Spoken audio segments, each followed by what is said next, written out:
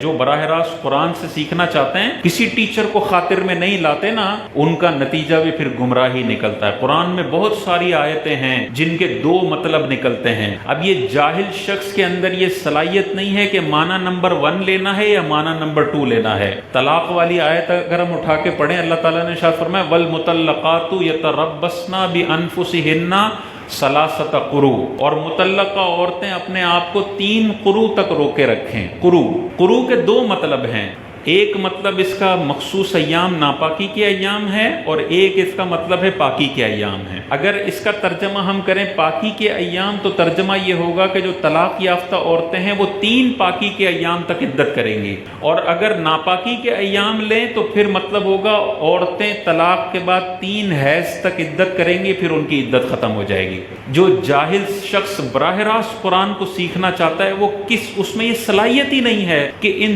2 معنی میں سے ایک معنی کو سلیکٹ کر سکے۔ وہ کون بتائے گا؟ وہ عالم بتائے گا، وہ مجتہد بتائے گا، جس کو لاکھوں حدیثیں یاد ہوں گی، وہ بتائے گا کہ یہاں پر اللہ تعالیٰ کی مراد معنی نمبر 1 ہے یا معنی نمبر 2 ہے۔ یہی وجہ ہے کہ بہت سارے لوگ جب براہ راست قرآن سے اکتساب فیض کرنا شروع کرتے ہیں، بیچ کے بابوں کو ختم کر دیتے ہیں، تو پھر وہ بہت ساری ایسی آیتیں جو کافروں کے لیے نازل ہوئی ہیں مسلمانوں پہ چسپا کرتے ہیں۔ حالانکہ شان نزول یہ ہوتا ہے یہ آیت ابو جہل کے لیے نازل ہوئی ہے، بت پرستی کے لیے نازل ہوئی ہے، اور وہ چسپا کرتے ہیں مسلمانوں پر جہالت کی وجہ سے۔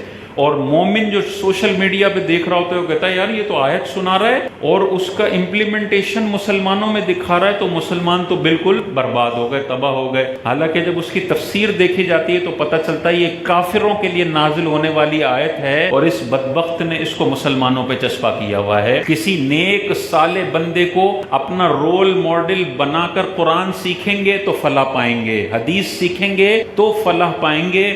براہ راست جس نے بھی قرآن اور حدیث پر غور و فکر کیا، ہمیں تو عربی نہیں آتی، ہم تو قرآن سیکھنے میں محتاج ہیں ترجمہ کرنے والوں کا، اور ترجمہ کرنے والوں میں آپ کو قادیانی بھی ملیں گے۔ بڑے 2 نمبر ترجمے بھی آپ کو اس دنیا میں مل جائیں گے، جو بڑے خراب ترجمے قرآن کی آیتوں کے کیے گئے ہیں، غلط ترجمے کیے گئے ہیں، اور اس سے بندہ پڑھ کے اگر دین سیکھنے کی کوشش کرے گا تباہی اس کا مقدر بنے گی، یہ کبھی بھی دین نہیں سیکھنے والا۔ سورہ فاتحہ میں ہم پڑھتے ہیں صراط الذین انعمت علیہم غیر المغضوب علیہم ولا الضالین، یا اللہ ہمیں ان لوگوں کا راستہ دکھا جن پر تو نے انعام فرمایا ہے۔ یہ نہیں فرمایا قرآن کا راستہ دکھا یا حدیث کا راستہ دکھا، نہیں، جو قرآن اور حدیث کو فالو کرنے والے تیرے انعام یافتہ اولیاء صدیقین اور انبیاء ہیں، یا اللہ ہمیں ان اولیاء صدیقین کے راستے پر چلا دے۔ یہ قرآن ہمیں سکھا رہا ہے کہ تم نے براہ راست کچھ بھی نہیں کرنا، تم نے انعام یافتہ لوگوں کو ڈھونڈنا ہے۔